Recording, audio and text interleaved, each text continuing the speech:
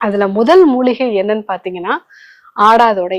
இந்த ஆடாதோடை பத்தி நம்ம சொல்லும் பொழுது பாத்தீங்கன்னா அதுல சித்தர்கள் என்ன சொல்லுவாங்கன்னா, ஆடாதோடையின் பெயரை அடைவுடன் உரைக்க கேளாய், பாடாத நாவும் பாடும் பரிந்துமே தோடம் போகும் அப்படின்னு சொல்லுவாங்க.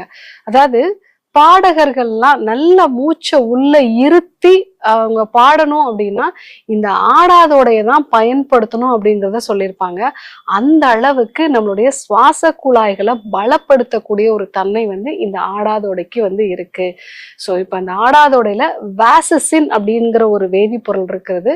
இது பிராங்கோ டைலேட்டர் அப்படின்னு சொல்லுவோம். அதாவது இந்த சுவாச குழாய்களை விரிவடைய செய்யக்கூடிய ஒரு தன்மை இது இருக்கும். ஸோ இப்ப இந்த ஆடாதோடையை எப்படி பயன்படுத்தணும் அப்படின்னா, ஆடாதோடையோட அதிமதுரம் சேர்த்து நம்ம ஒரு கஷாயம் மாதிரி பண்ணிட்டு அது கூட ஒரு பிஞ்ச் அளவுக்கு மிளகுத்தூள் சேர்த்து காலையில வெறும் வயிற்றுல நம்ம எடுத்துக்கணும்.